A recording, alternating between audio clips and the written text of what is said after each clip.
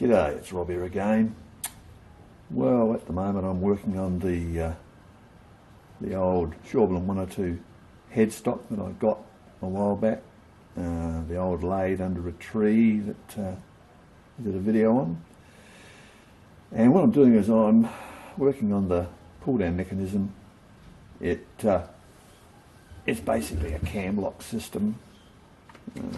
These pull downs that go in the bottom like so, and then there's a cam lock cross shaft that goes in here. Now these aren't the originals. The originals have obviously got misplaced or gone AWOL over the years.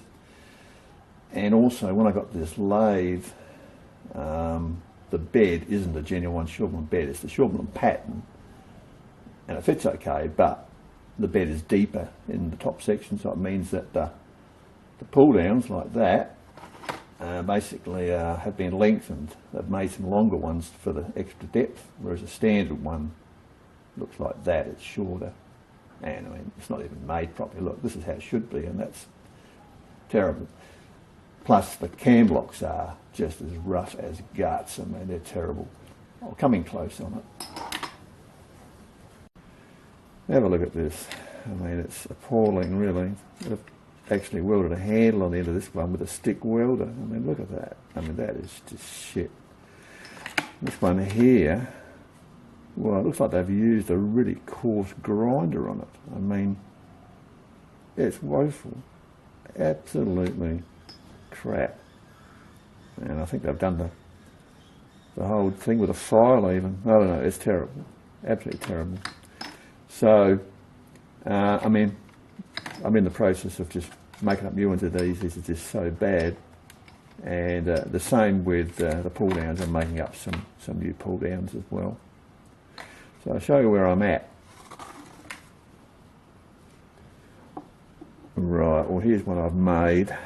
And I've got the other one on the machine at the moment, on the lathe. I'm working on it. I'm making this out of some stainless steel. And I'm doing it with a round end on it. Originally, these would have had a square locking lug on the end. But I mean, that's all a bit difficult without a rotary table. I haven't got one, and it'll be a lot of mucking around. So I'm just doing a round head, the same as they have on the tailstock.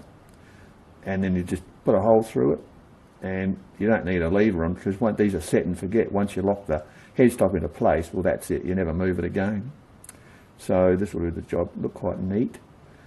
Now there's two ways to do this. Obviously you've got to do your hole first so that you then index the cam load. Now the offset on the cam is, well, this is a 10mm shaft.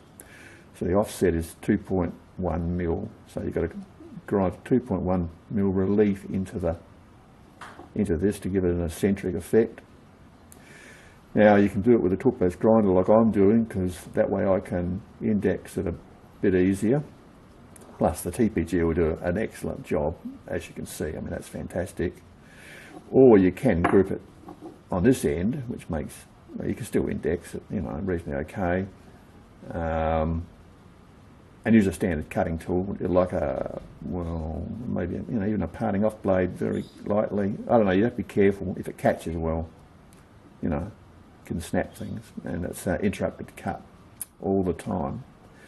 So yeah, that's where we're at. One down, one to go.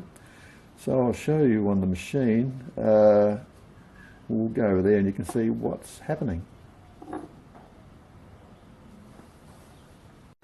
Well, here's the old Chinese lathe, and things are a bit workified. Plenty of mess around, plenty of measuring equipment.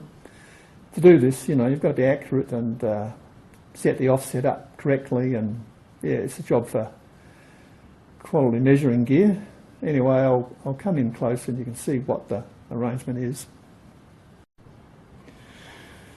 To do this, you have to offset the job so that you get an off-centre rotation. And the easy way to do this, because we're dealing with small diameter work, to try and mount that small diameter work in the four-jaw, because you have to use a four-jaw to offset it, would be very, very awkward. So what I've done is I've just put my collet, my ER32 collet chuck in the big chuck, and I've offset that. So I've centered it all with a test indicator, and then after I've centered it, I've then offset it in the direction I want for the depth I want.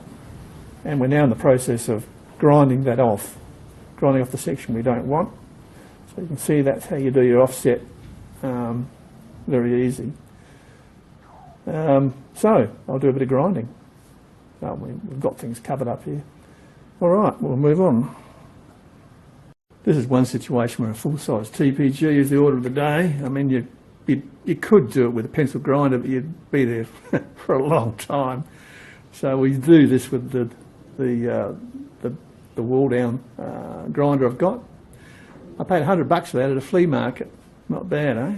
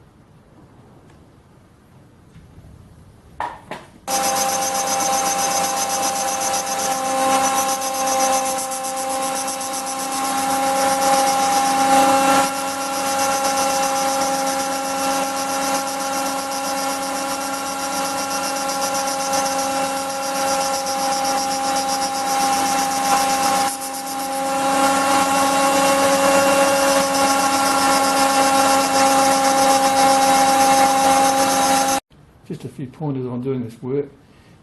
I'm grinding between two carriage stops, okay? If you're working within a range, you know, DROs are a pain in the arse as far as I'm concerned for this sort of work.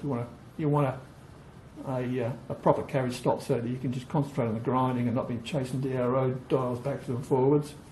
So this is where carriage stops are ideal, and 2 is magic. I'm spinning the work at what is it?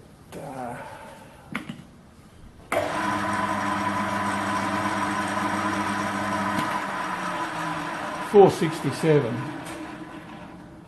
which is a good speed. You want to keep it up so that you don't get too much cross-hatching. And the feed rate, initially just do it by hand to rip it off quick. Then when you're getting close to your target figure, the target measurement will then go into a fine feed. And when you grind, you always come in, set it on one end, grind up, come in again on the next end and come back. That way you're grinding evenly from both ends. It's no good setting it on the one end because the stone will wear slightly, and so you finish up with a taper. So you always come in and doing a feed adjustment at each end. And yeah, it's all pretty straightforward stuff. I'm just using a disc. A friction disc will do this because, I mean, you're putting very, very light pressure on here. The stone is wearing very slowly. If you, as I said, if you feed in at both ends when you do it, reset it, you'll get a nice parallel cut. It's pretty simple stuff, really. But of course, as I said, you put a light pressure on here, so this is the sort of job you couldn't do that with a cutter. I mean, that just wouldn't be possible. And so grinder's the way to go. Anyway, I'll put a bit of ME tape over it now and it should be done.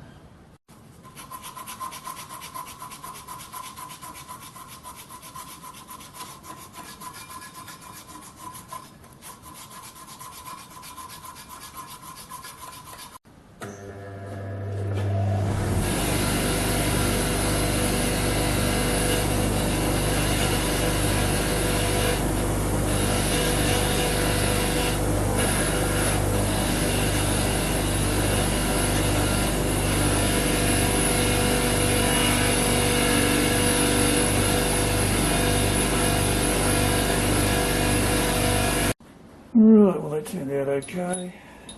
Now we'll try them out.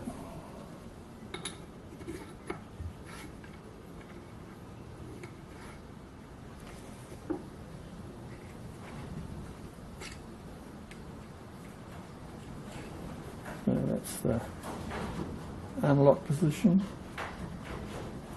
That's locked.